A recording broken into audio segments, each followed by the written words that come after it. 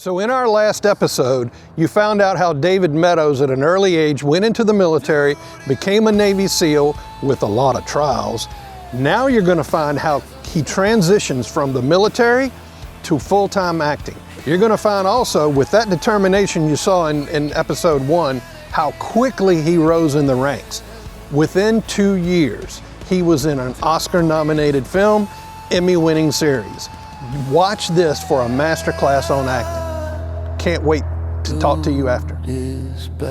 So you left 2013, that was the very end. Of my military service, Yeah. And then you did some, I don't know, was it DOD or something? You were traveling a lot, and you were still doing related items while you first got into acting. What was that? Remind me of that. Yeah, so I worked for, or still do, work for a company called Darley Defense, but we're a defense contractor. Yeah, that's what it was. That's what it was. And then I always floated around. I worked with a company called Defense Strategies Group, which was a bunch of former operators and things like that, mostly team guys and CAG dudes and stuff like that. So we do different training stuff, either teaching people weapons handling, CQB, any sort of things like that. Yeah. Even now we've actually gone out and have a full-on performance wing, so it's like if civilians actually wanted to come over and they want to learn not just weapons handling or training or something like that, but also hand-to-hand, and then physical fitness. And then now we're actually kicking up the neuroscience and all that other sort of stuff to do a full-on package of experience about saying, hey, if you want to bring yourself up to the next level of performance, we have whole packages available, I knew you being able to do it. I knew that you went right into something right there. And we had already started acting together in some local things in like 2011, the feature film Unavailable. You were in that. With our Ernie, our producer Ernie, the producer director Ernie. Ern Dog. Yeah. So then So what got you in that? Where did the acting bug bite you? So, actually, in the military, like I was always before that, I was actually always a big D&D nerd, like just huge fantasy. Oh no, you weren't. Yeah, Dungeons and Dragons. Yeah, for sure. But I'd never been involved in any acting, and never was interested in anything like that. And then as I started, taking different training programs and different sorts of things like that, and some of them are acting classes. But they don't call it that. I mean, but I mean, like literally, and this is one of the things, like when I teach actors now, once I started getting into it, of course, because, man, it's why, like, my whole life has come around. Acting is just the art of applied neuropsychology. Every acting technique I have ever learned anywhere in the world, I can literally tell you the science of why it works. Okay. Because it's all in rewriting the neural pathways and neuroplasticity of the brain. To lose yourself in the character. Yeah, to just reframe the way that you think and the way that your brain processes information. Right. And what you see and what you expect and what you interpret it from all this sort of things. And we do that every day. Yeah. Like, we're all actors. Yep. Every day. Right? Every day, right? Jimmy is, there's a slightly different shade. The Jimmy that we're getting right here is slightly different than maybe with your wife or with your boss or with somebody else, or like there's a slightly different shade because you have a different relationship. Sure. You're in a different environment. Right. You have a different expectation. There's a different relationship going on. So you're rewired. So you're rewired, right? Your brain literally processes information differently. Yeah. Based on your different situation. Wow. And the art of acting is just in manufacturing that, rather than doing it organically, which is what we all do on a daily basis. Right. So undercover work is literally the exact same thing. Okay, so it's committing to a cover story. Yeah. Which is your background story, which is all what we do in acting school, and all these sorts of things. Having your different environment, knowing your rules, if you will, what's expected, who you are, changing your lens of who you are for a different sort of thing. And it was literally July 17th of 2010. I was down in Tampa, Florida at a trade show, and it literally just hit me like a lightning bolt. I was like, why did I just start fucking acting? Literally, that was it. It was like the most obvious thing in the world to me, and I'd never thought about it. And that's so you, too. Yeah, it literally was. It really is. So of course I sit down and I do the good operator that I was, I do like a threat assessment. I'm like, why all the reasons that I can be an actor, all the reasons I can't, all this bullshit, like writing everything down. I'm researching everything. I'm researching, how do people get into acting? Where do people train and blah, blah, blah, blah, blah. So I start pulling everything up. And then of course, I start researching my favorite actors in the world. Okay. People that I really, really loved, not because they were famous or hot or whatever, but because their work just captivated me. Yeah. And I looked how they got where they are, where they train, what they do. Future actors, listen to this part. Yeah. Do your work. Do your work. But I like that you're framing, you're looking at somebody else's body of work and going, I want to do that, and that's who I want to do it like. And so what was the very first role? Closer, at Generic Theater. Okay, so it was stage. Literally. So Okay. July 17, 2010, I decided I wanted to be an actor, and immediately I reached out so I start Googling all this sort of things, and of course I do all my stuff. So I actually was I found out about all the scams in Hollywood.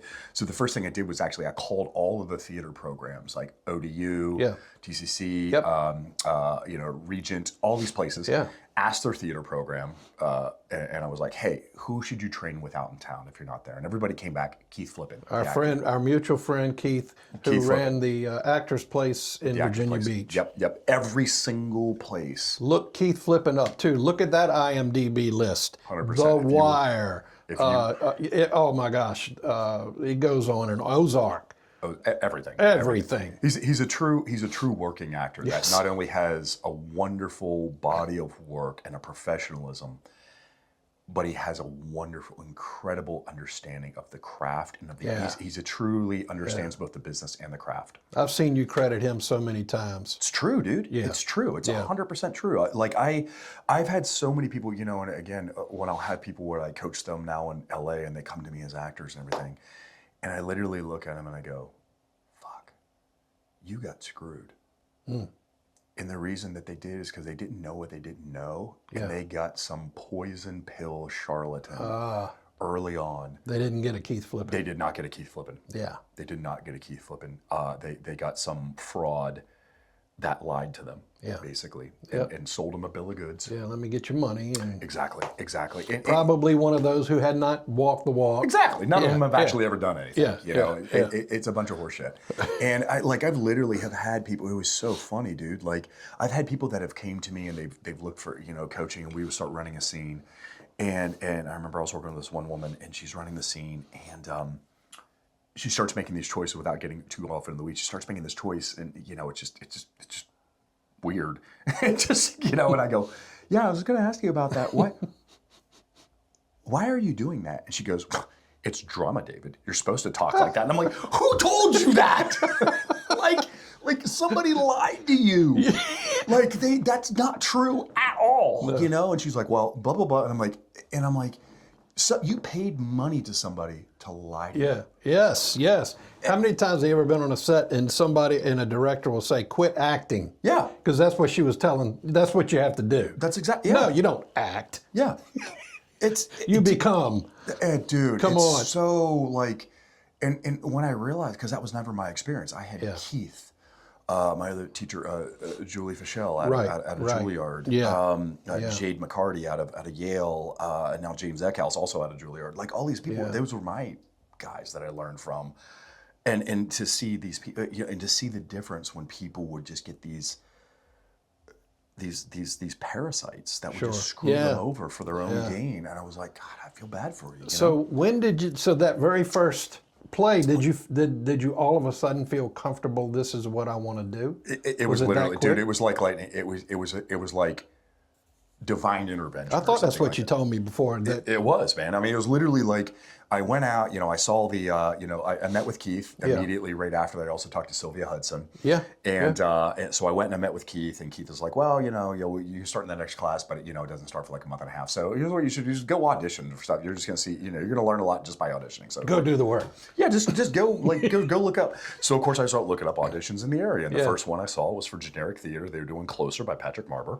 So of course I read the play, and I'm like, at that point, it was literally the first play I think outside of high school that I'd ever read. I was thinking all plays were like Shakespeare and Oh, yeah. weird, you know, I didn't know this was about like sex and drugs and you Right. know, and I'm like, whoa, plays can be about cool shit like this. It's all about like people just having sex and hooking up and like fighting and shit. Cool, whoa, you know, I had no idea, right? I thought that they were all just like Shakespeare and shit. Yeah. And shows exactly how much I knew.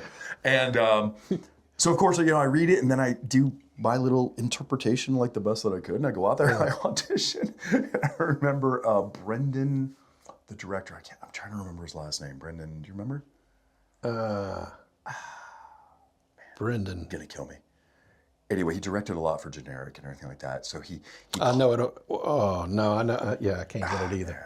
I'm sorry, Brendan. I know. sorry. I know. We'll come back and add that. Yeah, we'll come back and add that. Well, please do, because he's such a great guy, you know. Yeah. And he called me and goes, "Hey, Dave, I want to offer you the part." And I go, "Why?" That's literally what I said, because it was so unfathomable. Like, I thought I was going to go in there and read, and he was going to show me the door. I had the very same experience with our producer here, Ernie, auditioning with him, and I left, and he called back and said, "Do you got the part?" And I'm like, "What? What? Do you have the right number? I know. I kind of look good with the slats and the screen, and you like the way the lights were hitting me, but that's not not a good audition, Bro." You know. So anyway, I go into it, yeah. and it was literally that. The first time that I was on stage, it was just like, I need to be doing this. Like, Yeah. I need to be doing this. And, you know, Sure. And it was, I went into it uncertain, you know, like, is this gonna, you know, Sure. like, and I was like, I will do this for the rest of my life. I didn't even realize it. Yeah. Like, when I happened into that my soul needed it. And my brain needed it. And there was this, I had spent so much time, not taking, I mean, like, so grateful, but I had spent, when you're in a place like the SEAL teams, Yeah. it's so what it is, right? Right. Like there's a way. Oh yeah, you got to concentrate on. 100%. I mean, it is a full-on lifetime. You know, I tell people all the time when they're like, "Oh, you know, I think I might want to be a SEAL," and then I was like, "No, dude, there's no like, so I kind of want to be a SEAL." No, Like, there's no mistakes allowed.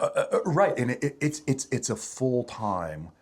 It's literally exactly like being a professional athlete. Like you may be working from point time, but you're always working, right? It's a 24/7 development of the mind and prep body. work all the time. Yeah. I mean, this is what you do. So going from that first time you stepped on stage and knew that was it, you had a lot of local things here that you acted in. We worked 4 or 5 things, I know. I was gonna say, dude, we've been in like more projects. Yeah, It's crazy. And then, but what got you your big break? Because while you were here, next thing you know, I'm with you in some projects, and then I'm watching you in others, and then the next thing I know, you're on screen with Tom Hanks in the Oscar-nominated film Captain Phillips. What got you that break? Literally exactly like what we just talked about earlier. Do the work. Do the work. So I went in when Captain Phillips came to town. I've been working, you know, I'd only been acting for like every single time, right? It was like I'd only been acting for like a year and a half. Yeah, right? Yeah, it was quick. It was very, very quick. And I actually went in, and of course, because I heard, you know, like through the things, so that basically Mr. Paul Greengrass, you know, the director, and everything like that, Greengrass, you know, they wanted to have active duty SEALs, you know, involved, and of course the Navy was like, hell no, not going to happen. So then, of course, he's like, well, they're retired guys, you know, blah, blah, blah, blah. So they ended up going out. So he went out to all the acting, you know, to the agents and managers in the area. And of course, he called Sylvia, right? Yeah. Miss Hudson, and who was repping me at the time. And if any of you guys are looking to get into the industry out here on the East Coast, Sylvia and Keith. You know, so it's one of those things where, you know, so they obviously contact her. She's like, "Oh, you're never going to believe this. I actually have a guy who was a former SEAL, and he's actually training as an actor, as an actual actor." Right. So they were like, "Send him over." It was Donna Belijack, right? Casting out of Pittsburgh. And Donna was also a huge, has always been a huge ally for me in the industry. She cast me in Banshee. She cast me in Captain Phillips. She's cast me in several other productions. The Outsiders. Anyway, so I went in, I auditioned, I did the role, left, and I was like, oh, I got this thing, right? It's like, it was perfect. It was just for me, right? Yeah. You know, she had me play. I was No, like, it oh. really was. It was, right? Like 3 days go by. I don't hear anything. I don't hear anything. I don't hear anything. And I'm like, fuck. You know, like, it feels so weird, you know, like, because I was just so, like, it was like perfect, right? So finally I call over to a studio center, did the auditions, right? And I break taboo. Don't do this. Don't do this. I call over there and I'm like, hey, you know, like, sort of thing. Anybody here? They're like, oh, yeah, casting went out. So if you didn't hear, it's not you. Uh-oh. And I'm like, are you kidding me? Yeah. Are you kidding me? Yeah. So literally, I'm just, you know, I'm like, how did this happen? You know, like, whatever. So I literally go back and I'm at the movies that night. I'm actually watching a movie. My phone call rings. And it's Ms. Belichick called me. She's like, hey, Dave, blah, blah, blah, blah, blah. I wanted to offer you, I loved your audition. I wanted to offer you a featured extra role in the movie. Oh, it is a featured role, trust me, yeah. Well, and here's what happened. I was like, and I had already like kind of done it. And I was like, I determined early on I was never going to do, like, I focused on what I wanted, right? Right. And I was like, so I knew that I wouldn't accept an extra role. Yeah, yeah, yeah. Oh, this wasn't an extra role. Right. Plus, at the time, I'd also already auditioned for my first conservatory, which was the Michael Howard Conservatory Okay. out in New York. Yeah. And I had already auditioned and gotten accepted. Yeah. And this would have interfered with the first couple days of the thing. So I'm like, I'm not going to, you know.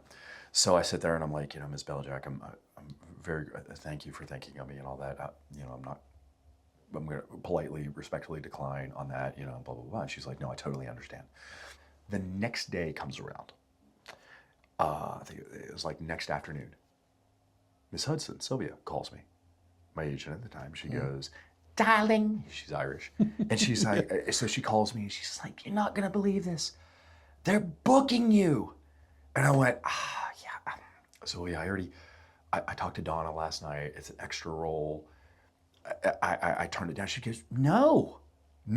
They're giving you the role that you auditioned for. You're going to have all these lines in the movie. And it's like one of the main guys. And I'm like, no, Sylvia, like, I talked to Donna. It's an extra role. There's got to be a mistake. Yeah. You know? And she's like, no. So we go back and forth a couple seconds. And I'm like, will you please call Donna and ask her and verify? Because this is not what she told me. Right. So Sylvia's like irritated with me, my stupid actor, you know, at this time. We get off the phone. She calls me right back. She's like, yes, I just talked to Donna. It's not the extra role that she offered you. She's offering you the actual role that you auditioned for with all the lines and everything like that. Do you want it or not? And I'm like, yeah, but how did this happen, right? Yeah. So I get done with that and I'm like, you know, like I'm just on cloud 12, you know, all this other sort of stuff. And it goes out, it's exactly what... Cloud 9 is not high enough for Dave Cloud Meadows. 9 was just not quite... Not high enough for like Dave it was all the dreams come true, right? Yeah. So I happened to go out to dinner that night with Keith. And Keith and I have dinner and I'm telling him the whole story. And I'm like, I just don't know how this happened. This is so crazy and everything. He goes, you just never know who's in your corner. There you go. You never know who's in your corner or who sees your work. Keep working. Do the work. Stay humble. Stay grateful. And you never know who sees it. Because invariably, if you do that long enough, the right people will see it. Yeah. I guarantee it. Yeah. Way later, like 2 weeks later into the movie, Donna came to set. I talked to her and I was like, hey, and we're just talking about the whole story and the casting. I was like, oh, yeah, we're laughing about it. Like, she's like, oh, I know. And she's like, I never expected you to take an extra role. I just wanted you to like, blah, blah, blah. Yeah. I just wanted to offer something to you because I loved you. And I was like, yeah, that's so crazy. Like, what? Wait, but you told me that, you know, Mr. Greengrass wanted only this and that's not me. Like, what happened? She goes, oh, you didn't hear? I went, no. She goes, oh, Keith. Huh. I'm like, what? She goes, yeah, after the casting, I went to dinner with Keith Flippin. Oh, she did? Yeah. Oh, wow. She's like, I was at dinner with Keith Flippin and we were talking about the casting and we talked about you because I know you're studying with him. And I told him, you know, blah, blah, blah, blah, blah, all this sort of stuff. And what Paul was looking for and why we didn't go. And Keith went, you want Dave? And I went, in that Keith voice. Yeah. And he just flat out, he goes, yeah. She goes, well, this is what Paul wants. This is how he wants the persona and everything. He goes, you want Dave? You want Dave. That's what he is. Yeah. And I went, okay. So I called Paul, and I told him, hey, I think we want this guy. I talked to his Yeah. acting teacher, and he's the actual SEAL. And Paul went, well, if you want him, then book him. They did not make a mistake. But that was the thing. It was like, it was all behind the scenes and conversations that I was never a part of or anything like that, of people that were fans. Yeah. You know, and again, it's like what we were talking about. If you do the work for long enough, from an honest place, not trying to get you just do the work. Yeah, put it in. You get fans. And I remember when you were shooting and so forth, we were in such anticipation that we got to wait. We can't wait for this thing to come out. I mean, and then months later when it did, and Laura and I went to go see the film. I said, all right, we've seen this before with friends, or we've been involved, and then you look and there's 2 or 3 seconds of who we're hoping to see, because we know them, and you kept going. Yeah. It kept coming back to you, and I went, I knew it. I knew he could do, and you were marvelous in that role. That was you. That was perfect. Thank you. And that was the beginning. We holding a second, Ernie? Oh, no, I was just checking cameras. Oh, okay. Episode 2, David Meadows. Wow. You just saw a masterclass in acting. How to get it going, how to focus, how to do everything we talked about in the intro. Now, next episode, you're going to learn even more about that and some inside info on the film sets that he was involved in. Can't wait for episode 3. Try it on. Dude is bad.